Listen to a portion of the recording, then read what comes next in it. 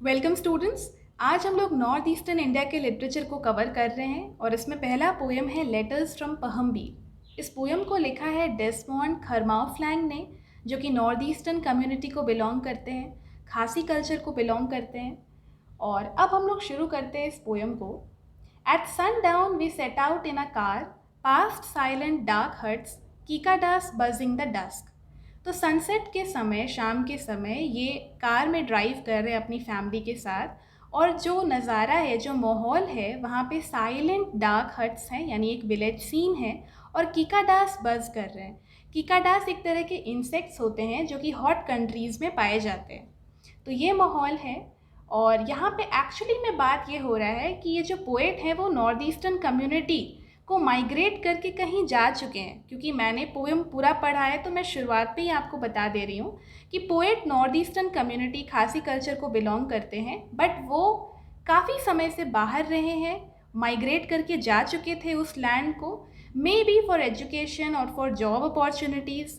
And अब वो अपनी फैमिली के साथ कई दिनों बाद यहाँ पे आए हैं, तो वो ये सब डिस्क्राइब कर रहे हैं।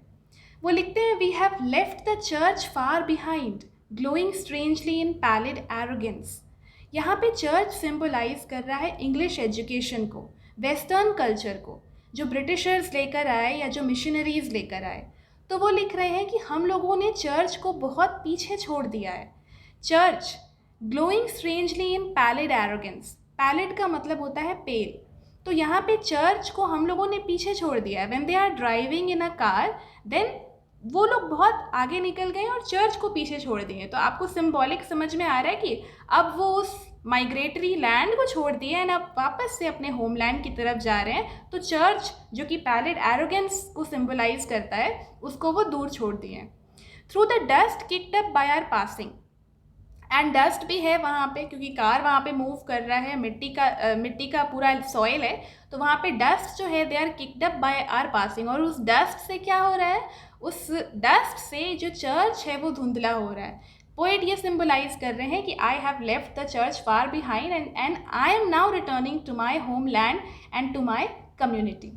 ठीक है, अब आगे बढ़ते हैं। Next answer, village curs turn quarrelsome as we city man await the verdict of reception.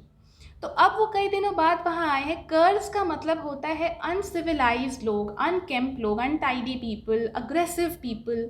तो विलेज के जो कर्स हैं, दे आर टर्निंग क्वारलसम, वो थोड़ा लड़ाकू किस्म के अभी फ़िलहाल नज़र आ रहे हैं पोएट और उनकी फैमिली को। As we city man await, तो सिटी मैन कौन है? पोएट और उनकी फैमिली यहाँ पे सिटी मैन है। And we are waiting the verdict of reception. Reception यानी किसी का स्वागत करना, रिसीव करना किसी को। और वर्डिक्ट का मतलब होता है कि वो फैसला जो किसी कोर्ट में सुनाया जाता है। तो यहाँ पे पोएट ऐसा इसलिए लिख रहे हैं क्योंकि वो कई दिनों बाद उस जगह पे वापस आए हैं जिसको वो छोड़ दिए थे, और वो एक तरह से मॉरली सही नहीं है अपने होमलैंड को छोड़ना, अपने कल्चर को छोड़ना। तो यहाँ पे ये लिख रहे हैं कि अब जो विलेज कर्स हैं, they are turning quarrelsome as we city man await the verdict of reception. और ये क्वेरलसम क्यों है? They are smoking uneasily outside the village chief seaboard. ये जो विलेज के कुछ अग्रेसिव लोग हैं, जो अनटाइडी से हैं और गुस्सा रहे हैं, स्मोकिंग अनईजीली मतलब ये एंग्री हो रहे हैं। They are outside the village chief seaboard. ये विलेज का जो चीफ है उसके घर के आउटसाइड जो है वो हल्ला कर रहे हैं, गुस्सा कर रहे हैं। रीज़न कुछ भी हो सकता है। और यहाँ पे पोएट लिख रहे हैं कि we are waiting for the verdict of reception, यानी कि हम लोगों को इनका एक पॉजिटिव रिस्पॉन्स चाहिए, ये विलेज लोगों का, क्योंकि हम इतने दिन बाद यहाँ आए हैं तो हम चाहते हैं कि ये पॉजिटिवली हम लोगों को रिसीव करे। तो we are waiting for that verdict of reception. अब पोएट लिखते हैं, we come I plead to learn not to teach, we come with longing. तो वो बोल रहे हैं कि हम लोग यहाँ आए हैं, हम प्रे करते हैं, हम लोग सीखने के लिए आए हैं, पढ़ने के लिए आए हैं, सिखाने के लिए नहीं आए हैं। पोएट को ये रियलाइज़ हो रहा है कि जो सिटी में जाकर उन्होंने सीखा, एंड फिर कई सारे लोग, सिटी वाले लोग आके विलेज को सिखाते हैं कि नहीं आप सिविलाइज नहीं हो, ये वो, लेकिन वो सही नहीं है। पोएट को ये रियलाइज़ हो रहा है कि ये लोग ऑलरेडी बहुत अच्छा जानते हैं एंड वो कुछ नया सीख के नहीं आए। इसलिए वो कह रहे हैं कि हम प्रे करते हैं, हम यहाँ आए हैं सिखाने के लिए नहीं बल्कि सीखने।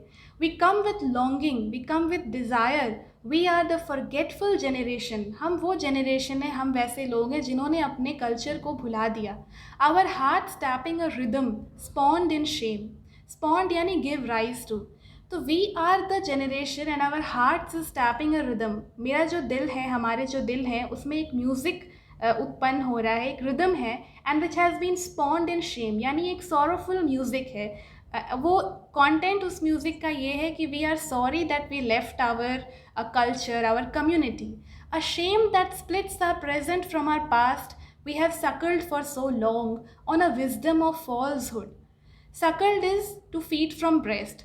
तो यहाँ पे पोएट ये लिख रहे हैं कि we are shameful that we left our past, we left our community and our culture, and we have suckled for so long, we have feeded on so long on a wisdom of falsehood. यानी कि फिर अभी तक इतने लंबे समय तक हम जो सीख रहे थे वो फॉल्सहुड है, वो सच नहीं है, वो फेक है, वो आर्टिफिशियल है, और वो रियल नॉलेज नहीं है। We are ours our own worst enemies.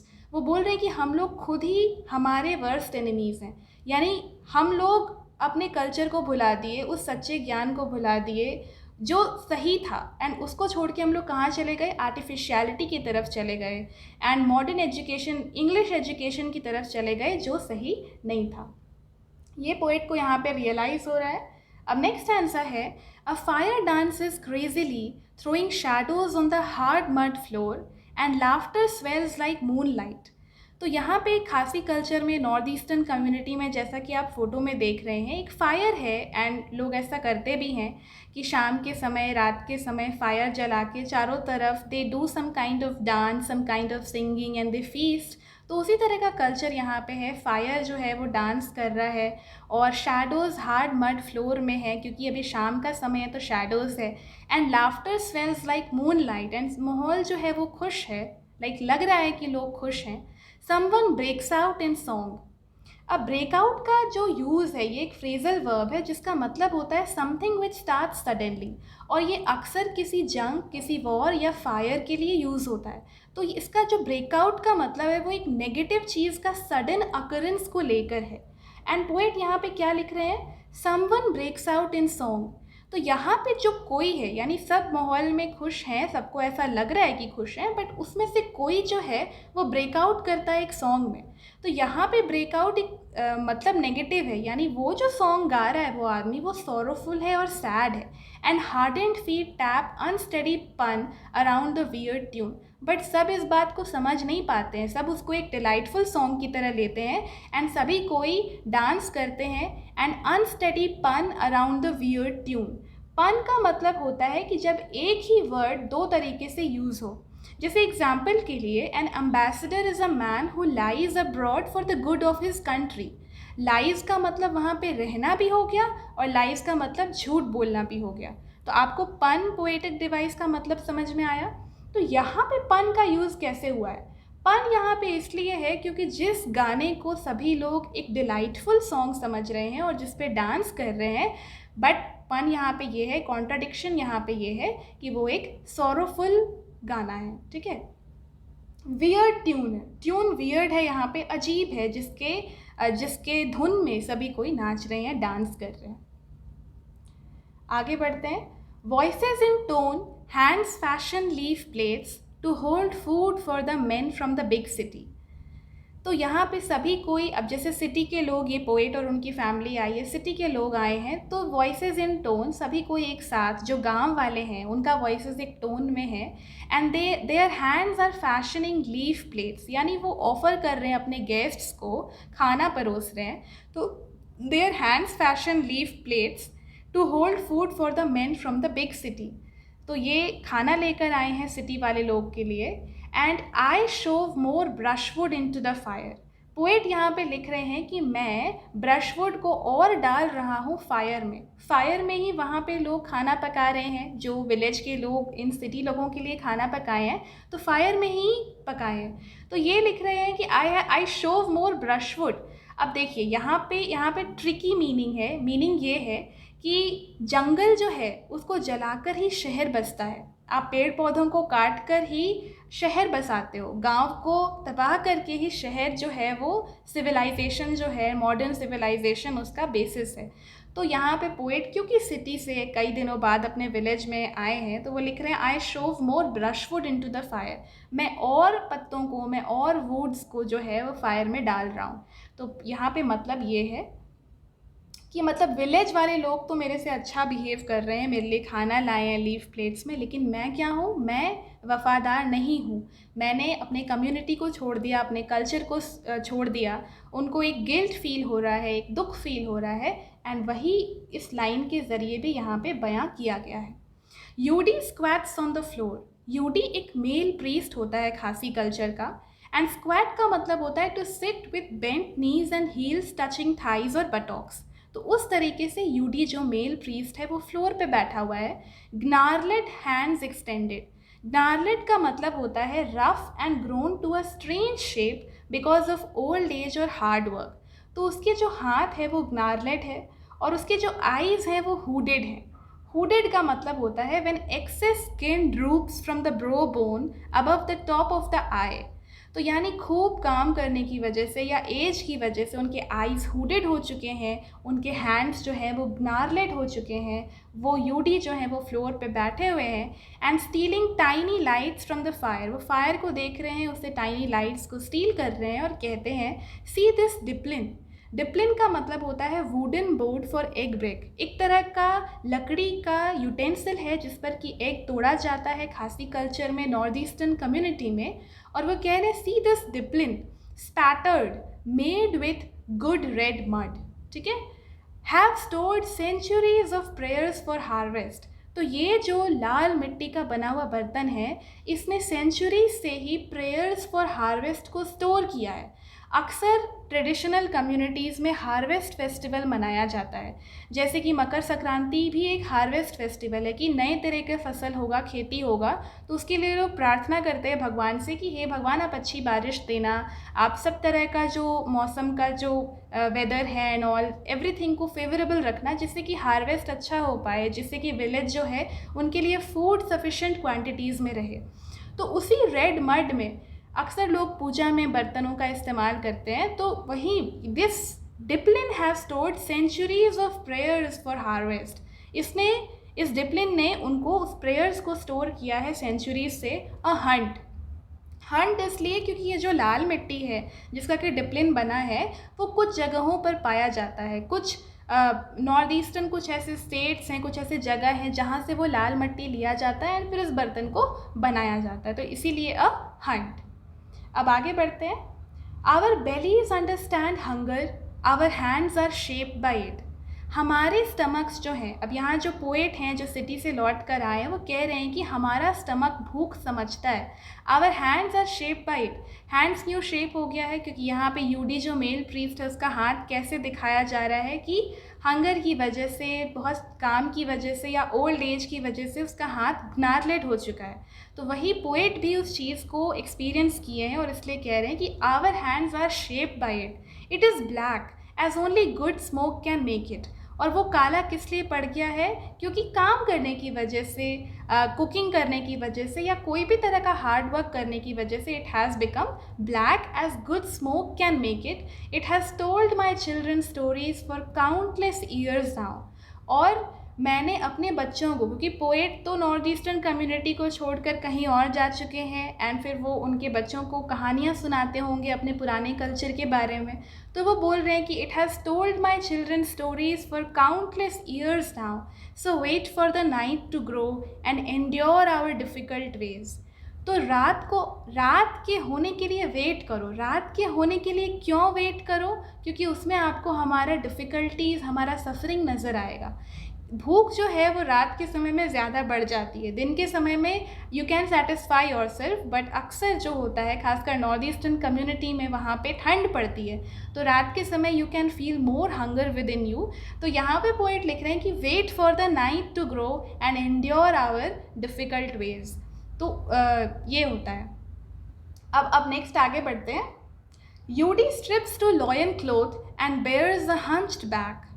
UD जो है लॉयन क्लॉथ वो क्लॉथ होता है जो कि हिप्स के अराउंड वेयर किया जाता है, हॉट कंट्रीज़ में लोग ऐसा पहनते हैं। तो यूडी जो है वो लॉयन क्लॉथ को हल्का हटाता है, तो उससे क्या दिखता है, उसका एक हंच्ड बैक दिखता है, एक झुका हुआ पीठ दिखता है, scarred like a honing stone. Hone का मतलब होता है शार्पन करना, किसी चीज़ को परफेक्ट करना। ठीक है, यहाँ पे होन का मतलब है शार्पन करना।